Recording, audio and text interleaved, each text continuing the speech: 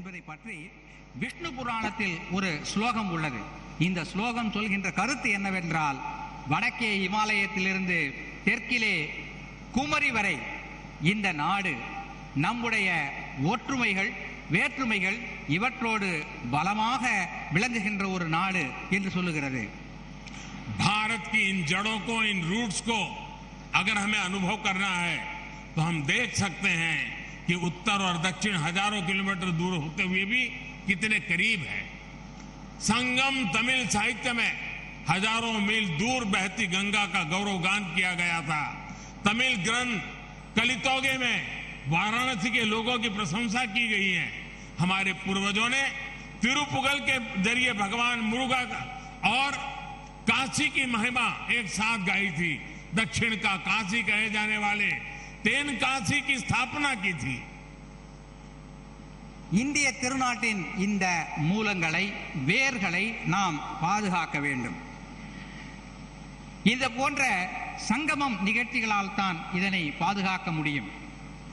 தமிழின் சங்க இலக்கியத்தில் பல்வேறு காசியை பற்றிய செய்திகள் கிடைக்கின்றன.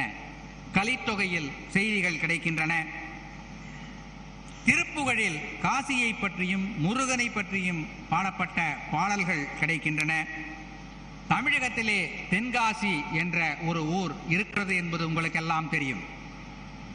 साथियों, ये भौतिक दूरियां और ये भाषा भेद को तोड़ने वाला अपनत्व ही था जो स्वामी कुमार गुरु पर तमिलनाडु से काशी आए और इसे अपनी कर्मभूमि बनाया था। धर्मापुरम आदिनम के स्वामी कुमार गुरु पर ने यहां केदार घाट पर केदारेश्वर मंदिर का निर्माण कराया था। बाद में उनके शिष्यों ने तंजावुर जिले में कावेरी नदी के किनारे काशी विश्वनाथ मंदिर की स्थापना की थी। பரப்பளவின் அடிப்படையிலான இந்த தூரம் எப்படி குறுகிவிட்டது என்பதை இங்கே பார்க்கிறீர்கள் அல்லவா? இத்தகைய ஒரு எண்ணத்தை குமரகுருபர சுவாமிகள் காட்டியுள்ளார். அவர் தமிழகத்திலிருந்து இங்கே வந்து கேதார்காட் பகுதியில் ஒரு மடத்தை நிறுவி தமிழையும் பாரதத்தின் ஒற்றுமையையும் நிலைநாட்டினார். பிறகு தமிழ்நாட்டிற்கு சென்று தஞ்சாவூர் மாவட்டத்தில் காசி விஸ்வநாதர் கோயில் ஒன்றையும் நிர்மாணித்தார். मनोन्मणियम सुंदर नारजी ने तमिलनाडु के राज्य गीत तमिल ताई वार्तु को लिखा है। कहा जाता है कि उनके गुरु कोड़गा नल्लूर सुंदरर स्वामीगल जी ने काशी के मणिकर्णिका घाट पर काफी समय बिताया था। खुद मनोन्मणियम सुंदर नारजी पर भी काशी का बहुत प्रभाव था। तमिलनाडु में जन्म लेने वाले रामानुजाचार्य जैसे संत भी हजारों मील चलकर काशी से कश्मीर तक की यात्रा करते थे। आज भी उनके ज्ञान को प्रमाण माना जाता है। மனோன்மணியம் சுந்தரனார் அவருடைய குருநாதர். மனோன்மணியம் சுந்தரனார் தமிழ்தாய் வாழ்த்தினை எழுதியவர். அவருடைய குருநாதர் கோடகநல்லூர் சுந்தர சுவாமிகள் என்று அழைக்கப்படுபவர். இங்கே மணிகர்ணிகா காட் என்கின்ற அந்த படித்துறை அருகிலே வந்து சில காலம் வாழ்ந்து அங்கே ஒரு திருக்கோவிலையும் அமைத்திருக்கிறார். श्री राजगोपालाचारी जी की लिखी रामायण और महाभारत से दक्षिण से उत्तर तक पूरा देश आज भी इंस्पिरेशन लेता है। मुझे याद है मेरे एक टीचर ने मुझे कहा था कि तुमने रामायण और महाभारत तो पढ़ ली होगी, लेकिन अगर इसे गहराई से समझना है तो जब भी तुम्हें मौका मिले तुम राजा जी ने जो रामायण और महाभारत लिखेंगे वो पढ़ोगे तो तुम्हें कुछ समझ आएगा। मेरा अनुभव है रामानुजाचार्य और शंकराचार्य से लेकर राजा जी और सर्वपल्ली राधाकृष्ण जी तक दक्षिण के विद्वानों ने भारतीय दर्शन को समझे बिना हम भारत को नहीं जान सकते। ये महापुरुष है, उनको हमें समझना होगा। தமிழகத்தின் சக்கரவர்த்தி ராஜகோபாலாச்சாரியார் அவர்கள் ராமாயணத்தையும் மகாபாரதத்தையும் எழுதியிருக்கிறார். என்னுடைய ஆசிரியர் எங்களிடத்திலே சொன்னார், நீ ராமாயணத்தையும் மகாபாரதத்தையும் படித்திருக்கலாம். ஆனால் சக்கரவர்த்தி ராஜகோபாலாச்சாரியார் எழுதிய இந்த இரு காவியங்களையும் நீ படிக்கவில்லை என்றால் அது முழுமை பெறாது என்று அவர் சொன்னார். என்னுடைய அனுபவத்தில் ராமானுஜாச்சாரியார், சங்கராச்சாரியார் ஆகியோர் தென்னகத்திலிருந்து வட இந்தியா வந்து காசி, காஷ்மீர் முதல் சென்று இங்கே ஒரு ஒற்றுமை உணர்வை ஏற்படுத்தி இருக்கிறார்கள். அந்த ஒற்றுமை உணர்வை நாம் பாதுகாத்து வளர்த்திட வேண்டும். साथियों, आज भारत ने अपनी विरासत पर गर्व का पंच प्राण सामने रखा है. दुनिया में किसी भी देश के पास कोई प्राचीन विरासत होती है तो वो देश उस पर गर्व करता है, उसे गर्व से दुनिया के सामने प्रमोट करता है. हम इजिप्ट के पिरामिड से लेकर इटली के कोलोसियम और पीसा की मीनार तक ऐसे कितने ही उदाहरण देख सकते हैं. பாரதத்தின் பழம் பெருமையை, பழைய கால வளர்ச்சியை நாம் இன்று பார்க்கிறோம். உலகத்தில் உள்ள பல நாடுகள் தங்களிடம் உள்ள பழமையான சில செய்திகளை உலகிற்கு வெளிச்சம் போட்டு காட்டுகின்றன. எடுத்துக்காட்டாக எகிப்தில் உள்ள பிரமிடுகள், இத்தாலியில் உள்ள கொலாசியம் போன்றவை. இவற்றையெல்லாம் உலகிற்கு எடுத்து அவர்கள் சொல்லுகிறார்கள். हमारे पास भी दुनिया की सबसे प्राचीन भाषा तमिल है. आज तक ये भाषा उतनी ही पॉपुलर है, उतनी ही लाइव है.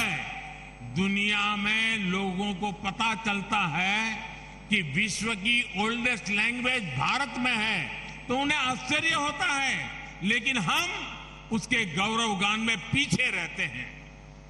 இந்தியாவிலும் நம்முடைய திருநாட்டிலும் பழமையான ஒரு விஷயம் உள்ளது. அது என்னவென்றால் தமிழ் மொழி. இந்த தமிழ் மொழியின் பழம் பெருமையை நாம் உலகிற்கு எடுத்து சொல்ல வேண்டும். இந்தியாவிலே இப்படிப்பட்ட ஒரு பழமையான மொழி இருக்கிறது என்பதை கேட்டு உலக மக்கள் மிகவும் ஆச்சரியமடைகிறார்கள். அந்த மொழியை நாம் கௌரவம் தந்து வளர்க்க வேண்டும், பாராட்ட வேண்டும்.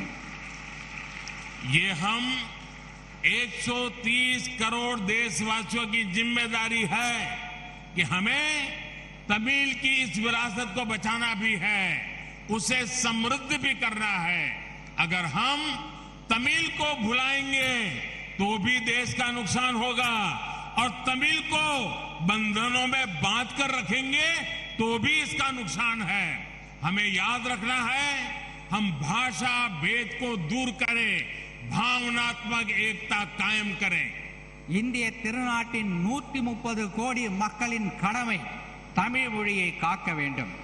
நாம் தமிழ் மொழியை காக்க தவறினால் நம் நாட்டிற்கு நஷ்டம் ஏற்படும். அவ்வாறு தமிழ் மொழியை காக்க தவறினால் தமிழ் மொழிக்கும் நஷ்டம் ஏற்படும். எனவே நம் இடையே உள்ள மொழி பேதங்களை எல்லாம் தவிர்த்து தமிழ் மொழி போன்ற பழமையான மொழியை நாம் பாதுகாத்து வளர்த்திட வேண்டும். साथियों, काशील तमिल संगमम मैं मानता हूं ये शब्दों से ज्यादा अनुभव का विषय है. अपनी इस काशी यात्रा के दौरान आप उनकी मेमोरी से जुड़ने वाले हैं तो आपके जीवन की पूंजी बन जाएंगे.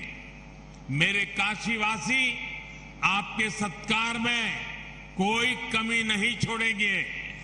நண்பர்களே, இந்த காசி தமிழ்ச்சங்கம் என்பது நான் நினைக்கிறேன் வார்த்தைகளால் சொல்லிவிட முடியாத ஒரு அனுபவமாக உங்களுக்கு இருக்கும். இந்த அனுபவங்களையும் நினைவுகளையும் சுமந்து கொண்டு நீங்கள் உங்களுடைய ஊருக்கு திரும்பிச் செல்வீர்கள் என்று நான் உறுதியாக நம்புகிறேன். அத்தகைய எண்ணத்தை, நினைவினை இந்த காசி நகரத்து மக்கள் உங்களுக்கு அளிப்பார்கள் என்ற உறுதியான நம்பிக்கை எனக்கு இருக்கிறது. मैं चाहता हूं तमिलनाडु और दक्षिण के दूसरे राज्यों में भी इस तरह के आयोजन हो. देश के दूसरे हिस्सों से लोग वहां जाएं, भारत को जिए, भारत को जाने. मेरी कामना है काशी तमिल संगमम, इससे जो अमृत निकले उसे युवा के लिए रिसर्च और अनुसंधान के जरिए आगे बढ़ाएं। ये बीज आगे राष्ट्रीय एकता का वटवृक्ष बने। राष्ट्रहित ही हमारा हित है। नाट्यो नलने नमद नलन, ये मंत्र हमारे देशवासी का जीवन मंत्र बनना चाहिए। इसी भावना के साथ आप सभी को एक बार फिर ढेरों शुभकामनाएं। இந்த காசி தமிழ் சங்கமம் நிகழ்ச்சி போல